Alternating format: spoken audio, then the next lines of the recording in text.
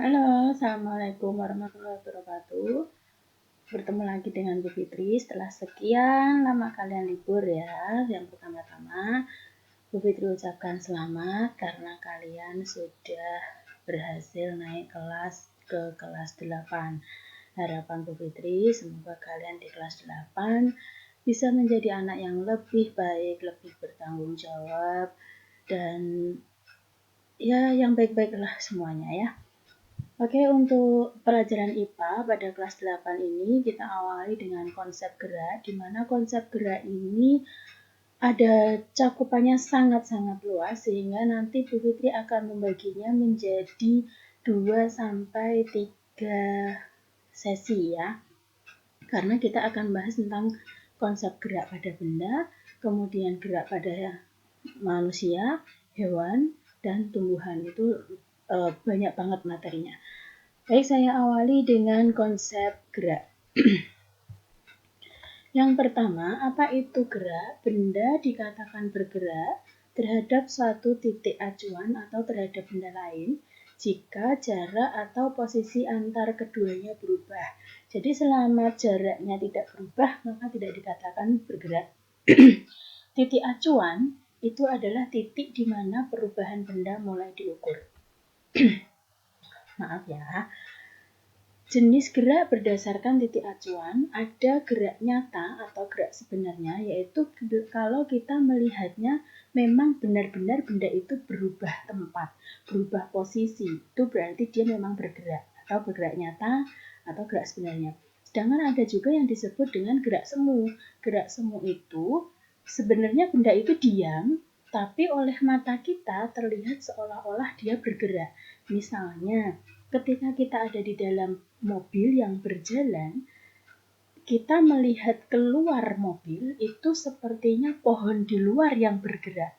Padahal sebenarnya pohonnya diam, kita yang bergerak. Tapi ketika kita ada di dalam mobil, kita seolah-olah diam, tapi itu tiang listrik sama pohon-pohon yang di samping di luar mobil yang bergerak. Itu yang dinamakan dengan gerak semu. Paham ya antara gerak sebenarnya dengan gerak semu. Berikutnya gerak berdasarkan lintasan. Kalau gerak itu berdasarkan lintasan, kita menyebutnya ada gerak yang lurus, artinya lintasannya lurus.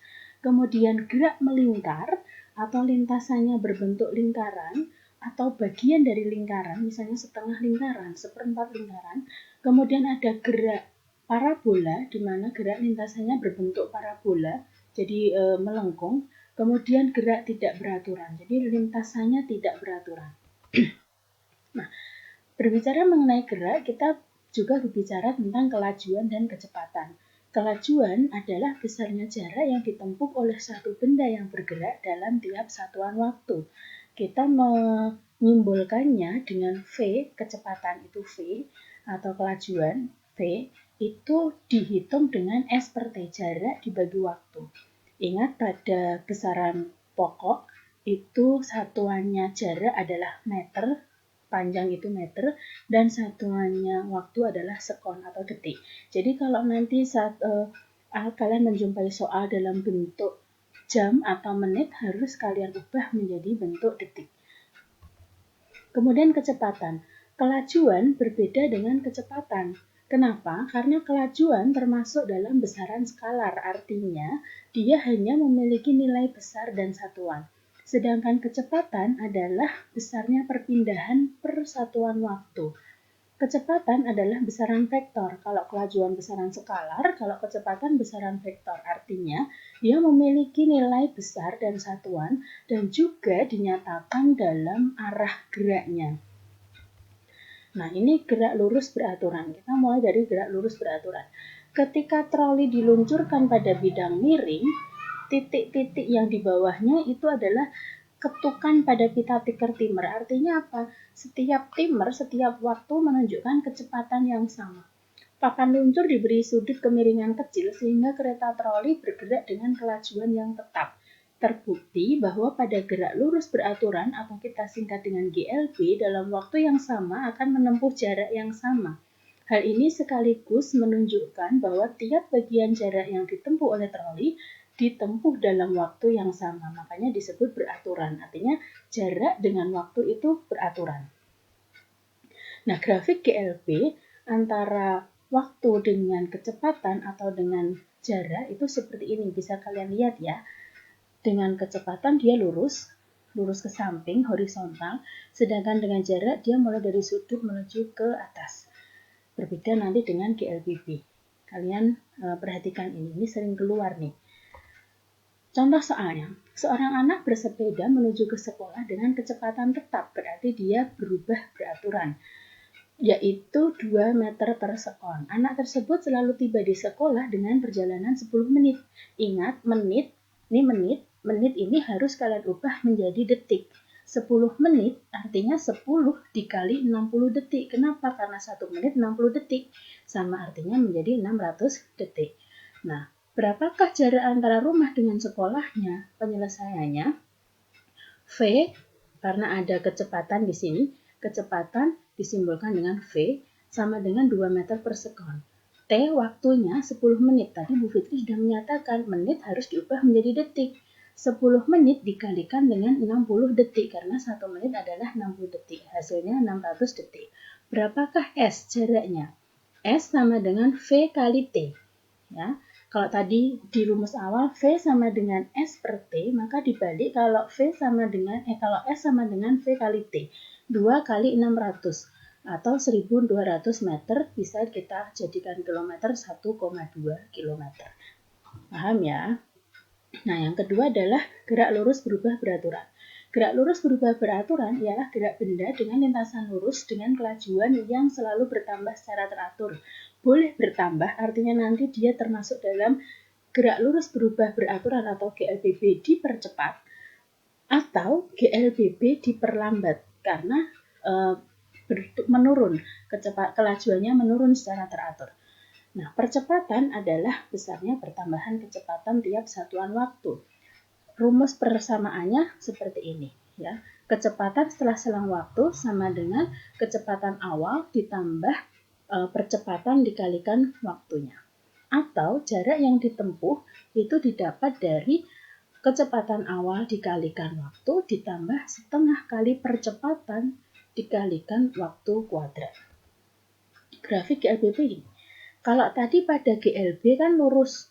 Kalian cermati, kalau pada GLB lurus, gerak lurus beraturan lurus. Sedangkan kalau gerak lurus berubah beraturan, dia naik, tapi tidak dari pojok, dari tengah gini. Sedangkan hubungan jarak, kalau yang tadi lurus begini, dari pojok lurus, kalau ini seperti berbentuk lengkung. Nah, itu perbedaannya grafik antara GLB dengan GLBB. Gaya. Gaya adalah sesuatu berupa dorongan atau tarikan yang dapat menyebabkan perubahan pada bentuk benda, arah gerak, dan kecepatan gerak benda. Satuan besaran gaya dalam satuan internasional adalah Newton atau disingkat N. Untuk mengukur gaya dipakai alat neraca pegas seperti gambar yang di samping itu. Nah, sekarang paduan gaya atau resultan gaya. Kalau ada gambar seperti ini, yang biru ini adalah bendanya, tanda panah ke samping, ini artinya arah geraknya, arah gerak F ini adalah gaya. Jadi misalnya dia didorong F1, didorong ke sana sejauh F1, didorong dengan ke sini F2.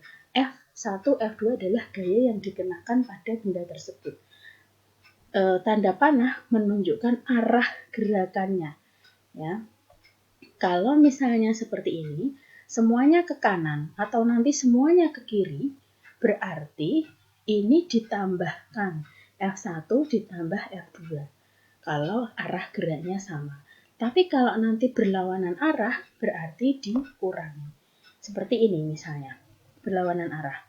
Yang satu ke kiri, yang satu kok ke kanan. Berarti nanti yang ke kiri dikurangi ke kanan atau sebaliknya. Yang kanan dikurangi yang kiri. Lalu arahnya nanti bagaimana, Bu? Arahnya mana yang besar? Misalnya nih, ini meja. Didorong sama Bu Fitri ke kiri dengan dorongan misalnya 5 Newton. Lalu didorong lagi sama si Pungki ke kanan. Pungki mendorongnya lebih kencang karena Pungki emosi ya kan. Didorong ke kanan 10 Newton. Berarti tadi Bu Fitri ke kiri 5 Newton, kok Pungki ke kanan 10 Newton, berarti 10 dikurangi 5 berapa? 5. Artinya nanti R-nya, resultannya adalah 5 dan arah gerakannya ke kanan. Karena Pungki mendorongnya lebih besar ke kanan. Seperti itu ya. Mudah-mudahan kalian paham. Nah, gaya berdasarkan sifatnya ada 2, yaitu gaya sentuh dan gaya tak sentuh. Gaya sentuh itu kalau kita benar-benar menyentuh. Misalnya saya mendorong gerobak. Gerobaknya kan saya pegang tuh. Nah, itu namanya gaya sentuh. Saya melempar ketapel, melempar dengan ketapel. Ketapelnya kan saya pegang, berarti itu gaya sentuh. Nah, bagaimana gaya tak sentuh? Gaya tak sentuh kalau benda itu bergerak tanpa saya sentuh. Misalnya, ada paku di sini. Bu Fitri pegang magnet di sini. Pakunya bergerak, mendekati saya. Pakunya kan bergerak, padahal saya nggak menyentuh paku. Nah, itu yang namanya gaya tak sentuh. Dia bisa bergerak tanpa saya sentuh. Ya, di sini contohnya bisa gaya magnet, gaya listrik, maupun gaya gravitasi. Pohon dari buah mangga di atas. Nggak ada yang nyentuh, nggak ada apa, jatuh sendiri. Nah, itu namanya gaya tak sentuh. Massa dan berat benda. Oke. Massa dan berat benda, besaran yang merupakan nilai perbandingan antara berat dan massa disebut percepatan gravitasi. G atau percepatan gravitasi itu didapat dari W atau berat benda dibagi M, massa benda. Atau kita olah alik, W atau berat benda itu dari massa dikalikan gravitasi, percepatan gravitasinya. Nah, mengenai gaya, kita mengenal ada hukum Newton. Hukum Newton ada 3, 1, 2, 3. Hukum 1 Newton berbunyi, bila resultan gaya yang bekerja pada benda 0, maka tidak ada gaya yang bekerja pada benda tersebut. Artinya, benda itu akan diam atau tidak bergerak. Contoh, nanti ada contoh-contohnya ya. Hukum 2 Newton, percepatan sebuah benda berbanding lurus dengan gaya yang bekerja pada benda itu dan berbanding terbalik dengan massa benda itu. Arah percepatan sama dengan arah gaya tersebut. Hukum 3 Newton, ketika suatu benda memberikan gaya pada benda kedua juga memberikan gaya yang sama. Artinya dia ada aksi, ada reaksi, ada sebab dan akibat. Contoh hukum 1, saat kita menaiki kendaraan yang awalnya diam, tiba-tiba maju, mobilnya maju, tapi kita malah terdorong ke belakang. Kalau direm berhenti, malah kita terdorong ke depan. Nah, itu hukum 1 atau namanya hukum inersia. Sering disebut dengan hukum kelembaman. Kemudian contoh hukum kedua, misalnya, ini berbanding lurus ya. Badak besar mendorong badak kecil, sehingga badak kecil terpental. Nah, Bu Fitri nih tabrakan sama si Razis. Razis mental. Nah, itu hukum kedua. Ya. Contoh hukum ketiga itu berbalik arah. Misalnya gini, saat kita memukul meja, tangan kita terasa sakit. Nah, ada sebabnya sakitnya. Kita memukul jadi terasa sakit. Kemudian orang berenang. Kalau ingin maju, kalau orang berenang pengen maju, malah tangannya mendayung ke belakang. Ya kan? Kalau kita naik perahu, kalau kita mendorongnya ke belakang, perahunya malah maju. Kalau kita mendorongnya ke depan, perahunya malah mundur. Nah, jadi kebalikan. Itu hukum Newton ketiga. Oke. Untuk pertemuan pertama, saya batasi sampai sini dulu karena terbatas waktunya. Jadi, kalian pahami dulu ini. Kalian bisa catat di buku catatan. Masih sama peraturannya. Buku IPA disampul dengan warna silver. Sediakan 2, 1 buku catatan, 1 buku tugas.